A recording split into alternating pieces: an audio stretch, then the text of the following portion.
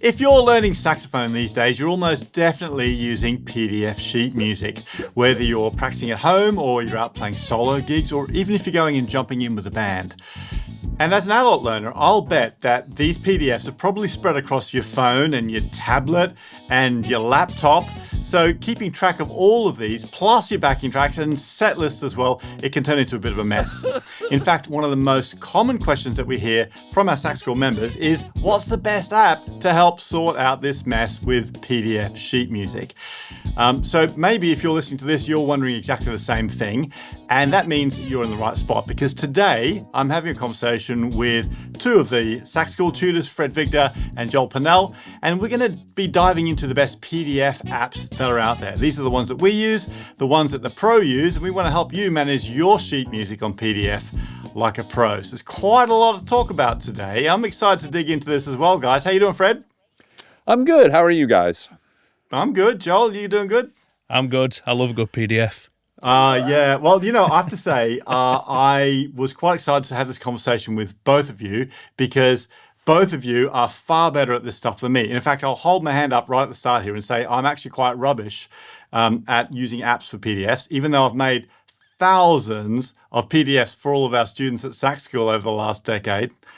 I'm actually not very good at organizing them. But Fred, I know you're a guy that loves to organize PDFs. So I know in Sax School, a really common app for our members is forScore, right? Is that one you're pretty familiar with that too? That is, and it's funny you should ask, because last week I got asked to do a little quartet gig, which I don't do very much of, and some songs I just needed sheet music for, and there's a couple of other apps out there that claim to be able to do that kind of thing, and for me, forScore is definitely the one. It's got a lot of different features. It takes you a while to get up and running on it, but once you are, it can pretty much do, anything. You can store individual PDFs, such as, if you have music from bands that you play in, or sheet music from Sax School. That is good for that. You can link an MP3 backing track to an individual piece of sheet music, which is really good. You can arrange the songs into set lists. That's one of the simpler things, which is what I do a lot of. Like, people will send me, if I'm doing a show with somebody and they'll send me all the sheet music, all the horn parts and everything. Everything goes in an individual set list. So it's like Earth, Wind & Fire Tribute Band. There it is, all of that stuff from that gig. And I attach all the audio to it so I can practice with it. You can annotate each one. You can kind of make corrections. It's got a little bit of a notation thing in there, so you can do that. It's got a metronome. Wow, a metronome as well. It's got a metronome, a tuner, and a tone generator. Wow. And you can do page turns via a Bluetooth pedal, or if you set the tempo, it will auto-turn to the tempo. Like, when it gets to the bottom of that page, you have to set it that way. It will automatically, a number of beats or number of measures, it will turn the page for you. Okay. There's a bunch of things. I know there's a lot. You can record yourself within each app. It has a record function. So if you want to record yourself on your iPad practicing your thing, you can do that.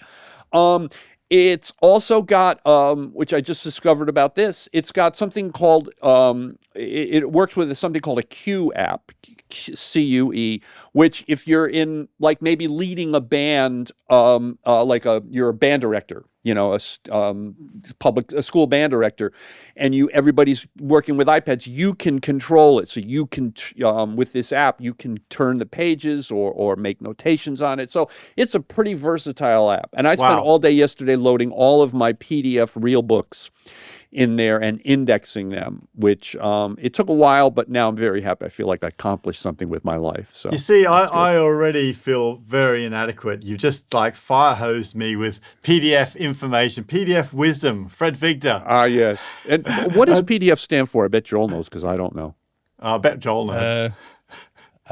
Is it public document format or something? Oh, you know what? I think it's portable. Portable. That's the one. Portable. Right. Portable document format. Yeah. Thank you very much. Should have made that a trivia question. That's why we're a team. Yeah, we're a team. We're a hive mind.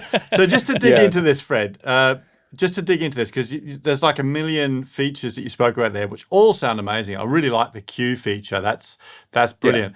But I know from the perspective of our saxophone members, we've got quite a lot of students now who go out and play gigs, and they use forScore. You mentioned about linking a backing track with a PDF. So they build up a set list of PDFs, and then, am I right in what you're saying that you can attach a PDF, an MP3 backing track to each of the PDFs, and then put them in a set list? You import the MP3, and then you attach it to that specific PDF. So if you're doing a bunch of songs and you have your iPad plugged into your PA, and then when that song comes up, boom, you push the backing track, the backing track's there, and the tune is there. And you can I would recommend using the Bluetooth pedal. That's usually what most people I know. And they use these. I mean, these are used on Broadway all the time. Everything is on PDFs and iPads. As a matter of fact, Rocky, who plays with Average White Band, was playing drums. He was subbing on a show on Broadway, and he had his iPad, and he had his iPad up on the music stand, but he had to turn it around because the chords at the bottom. Right, the iPad chords. So he had to turn it around, but he forgot that there's an on and off switch on the top here. And in the middle of the show, the iPad kept going off, and he couldn't figure out why. And he's like subbing on a Broadway show, which is like one of the most stressful things you could possibly do on a really hard show. And the music keeps going off, and he's trying to you can't stop in the middle of it. And he's like trying to figure out why. And finally he figured out. The tech guy came over in the middle of the show, and he's on stage. And that guy came on, and you got it turned upside down, dude. Oh man, that sounds like a nightmare. I don't know I forgot what your question was. He'll probably be having nightmares about that for the rest of his life. I definitely would. It's not even happened to me. Okay, so that's a really cool feature to be able to link a backing track with a PDF, because I mean, from a practice point of view, it's wonderful because you could have the songs that you're working on at the moment all in one place, one output from your iPad or your headphones, or you could be listening with AirPods or whatever you're doing, or linking it to a PA, but you've got the music and you've got the backing track there. Yep. Plus, like you say, if you can annotate it and put on a circle it's got around a whole feature of you can draw things on it, and another thing that's really cool about it, and I haven't used this part in a while. If you have kind of a chart that's kind of a roadmap, like you have a DS, and then it goes over to here, and it goes on the other page. You can actually put little links in there, so it will actually go to the spot that it goes to in the chart, and goes back and forth. So that's really cool too. I used to use that one, and I haven't used that one in a while. Yeah, it's fantastic. So, and then presumably, you mentioned this too, you can organize those into set lists. So, like you were talking about having different set lists for different bands that you play in. It could also be, if you're a solo performer, that you've got your jazz set list or your dinner music set list or your, your dance music pops, your Ed Sheeran pop set list, whatever. And it's all in the one place. So that's very, very cool. Yeah, and it's really easy to rearrange it. You just if you have a set list with a bunch of tunes on it, you just basically slide them around and maneuver them to whatever order you want to do them in, if you want to put them in a specific order. Yeah. So yeah, it's very useful. I think in the future I'll probably do a lesson, a tutorial on this to show people how to muddle through it. Yeah, because it's a common question amongst our members. And the one thing, I have played with forScore. I'm not a complete, caveman. I have played with forScore. I do find it a little tricky to attach the audio, though, to the PDFs. There's a system that you need to go through in order to connect the two. But once they're connected, it's sort of, isn't it? Yeah, it's one of those things, like most of this technology, where if you haven't done it and you don't have a workflow, it takes a while to get into that whole thing. Yeah. So like anything else. Yeah. So do you think forScore is your go-to app for managing PDFs as a sax player? I think it's everybody's go-to as far as music and doing on live gigs. That's what it's designed for, and I think it's really good for that. And I'm really starting to, now I'm going to get into using it for practicing as well. I think I haven't done that in the past, but it's a good tool for that. Yeah, brilliant. And what about you, Joel? You're definitely a bit of a fiend with PDFs. I know you use them a lot with your students at the conservatoire, and you've shown me loads of cool things with different PDF apps. Which ones do you prefer to use? Well, if I'm out working, if I'm doing gigs, then I, same as Fred, use forScore. I've got one of the big iPad Pros, as soon as iPad Pros came out with a big kind of 12.7 or 12.9 inch screen, which is basically A4 size, that was a paper done for me, basically, from that point on. So I use it on gigs, but I've also got a load of cheap kind of iPad 6s that I just got off eBay when they came up cheap. And on that, I've also got forScore, and I've also got iReal, which isn't a PDF, but you can print out PDFs of your charts from it, just as a PDF relation from there. And I take all those to any jazz gigs. I've got my entire set on there. I use a Bluetooth pedal like Fred mentioned as well. So I've got my charts on there if I need them, and then I give the other iPads to the other band members. And that's really important, particularly from a jazz point of view. There's so many charts for jazz tunes. They're in different keys, and they've got different chords, and they've got all sorts of stuff. And I just like having that control. I know that what they've got, I've put on there, and they love it. I've had a few interesting gigs where I've turned up and the bass player's been like 85, and I've given them an iPad, and they've been like, "Oh, I don't like these newfangled things." And halfway through the gig, they're like that, giving me the thumbs up, saying it's amazing. I can see what I'm doing, because that's another great thing about using PDFs on gigs is you don't need that light anymore. That light you used to carry about all the time to light your music, and pegs and all these kind of things in case the wind blew it off from the trombonist behind you or something like that. You just don't need those things anymore. It's great for playing in dark environments, which a lot of gigs are and stuff like that. So that's the other side of using PDFs that's really useful. However, the thing that I like the most, my go-to one that I use all the time, is by a company called Readle, and it's an app, and you can get it on iOS, or you can get it on your Mac or Android or whatever. It's called PDF Expert. So this is more about forScore's great for music. So if you're playing music or you're on a gig, it's brilliant. It's literally designed for musicians. And from that point of view, there's nothing better than it. But what about the PDF that you've got in the first place? That's often my issue, because a lot of music, they have errors all over them. And sure, on forScore, you can notate little bits and put things on, but you can't really edit the PDF. Right. And yeah. I'm a massive fan of editing PDFs. There's nothing gives me more satisfaction than rubbing out the wrong chord on a chart and replacing it with the right one, I have to say. Yeah. Why doesn't that surprise me, John? You're such a sad person. I have to say the novelty's never worn off. So, and particularly from my point of view, I do a lot of teaching. I do all my teaching either online or even when I'm teaching at the conservatoire. I use an iPad, and it's been kind of game changing. Instead of photocopying all the time, you've got your PDF. You can make changes to it. If the student's working on a particular concept, I can write notes all over that PDF. I could draw circles with cycle of fifths on and diagrams and all sorts with PDF Expert, because it really does let you completely change the document. You can edit the text on it, you can rub out bits and draw shapes and all these extra things that are really useful for teaching. And also it's very good if you plug it into HDMI, for example, then it's got a kind of display mode, which is really useful for teaching larger classes or just for whatever you want to display on there, particularly maybe if you've got kind of bad eyesight, it's quite good for reading music, because you can get it up onto your screen easily and still notate on it, which you couldn't do on a traditional Mac. Even though you could get it up, you couldn't then start drawing all over it particularly easy. So it's just really good kind of notation sort of app for just getting the PDFs in the format that you want. So I tend to go through them all first. I'll sort them out in that. I export them as flattened copies, which means they're kind of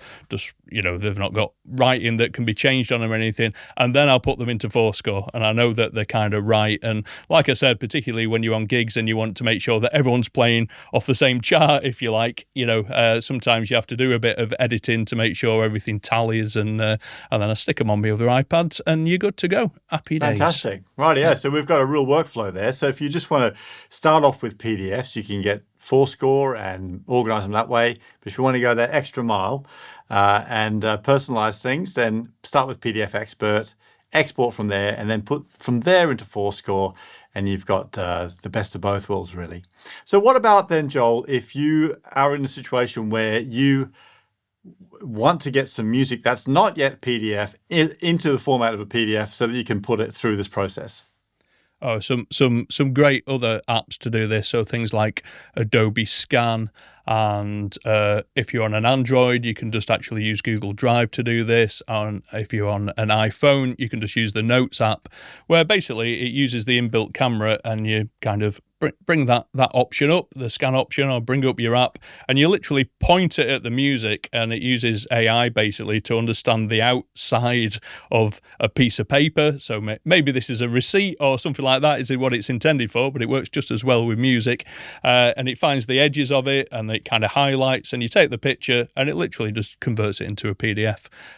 And then you can save it off wherever you save your PDFs and load it into your software. So that's one way of getting it in there. Some other little tips, and this is unfortunately an Apple iOS specific one, but it's a really useful one that I don't know how I came across. I didn't read it anywhere. I just did it by mistake one day, and I thought, oh my God, that's the most useful thing ever. So let's say you've taken a picture of something. And you want to turn it into a PDF. So maybe you only had a chance not to get your scanning app open and start scanning all those charts on the gig so you could practice them at home. You just had a chance to take a quick snap of somebody's chart because you were interested, but you wanted it as a PDF. So basically, if you open up the picture or anything you've got like that, any picture or image, and you go into share and you press on print, and you'll come up and it looks like it wants to print off to a printer, but you'll have a little kind of thumbnail of the thing you're going to print. If you just put your fingers on it and almost zoom like you would do to zoom into a photograph, so pull out on the picture, it pops out into a new screen as a PDF. And you can just save it as a PDF, which I have used so many times since I discovered that. It's really, really useful from that point of view. So that's really useful. There's also, on a Mac, I know at least, there's a hidden thing. If you right-click, if you've got an image on your desktop and you right-click on it, or even better, this is what's really useful for this. So let's say I've got 50 images, all of music, absolutely useless to me because they're all just pictures. You can highlight them all, and if you right-click on them with your mouse, you'll get a little thing that comes up that says, it's got a list, copy and paste, and all the usual things. But if you look down that list, there's one that says quick actions.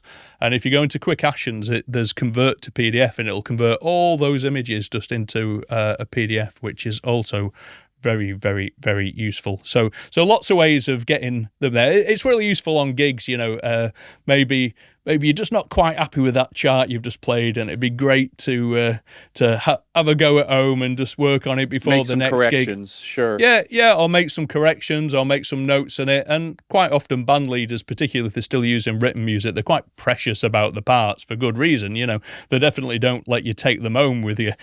So having these apps or just taking a quick picture so you can just take it home and have a look can be really useful sometimes too. Yeah, it's a game changer. Absolutely amazing. And obviously, coming back to the Sax School thing, we've got literally thousands of lessons in Sax School. That means thousands of PDFs, particularly the courses that Joel makes, where he's got like a lot of resources. But you can organize them, take them off our platform and stick them in your PDF app and organize them so you can practice away from your computer as well. So really, some really great tips there. We'll put a link to all of these things over on our website, where you can actually see all of the podcast episodes as well. So that's saxschoolonline.com/podcast. And if you want to come along, by the way, and see how we're helping thousands of students with all of these lessons and all of these PDF resources, well, we are still running a 14-day trial over at Sax School too. And you can find all the info about that over at saxschoolonline.com. Is there anything we didn't catch about PDFs today? So I feel I'm charged up, man. I want to go get my iPad and start organizing PDFs now. Have either of you guys used forScore? Yeah, that's their It's really the reverse of what we're talking Yeah. about in some ways, but I just used it last night because I'm playing in this Chicago tribute band, and guy gave me a mess of PDF charts, and some of them are just in bad shape, and some of them are for alto, but I'd rather play them on tenor. And so, if in case anybody doesn't know, forScore is an app that's, I believe it's as far as I know, it's for Mac. I'm not sure if it's for PC or Windows as well. And it'll take any PDF and allow you to import it into like Sibelius.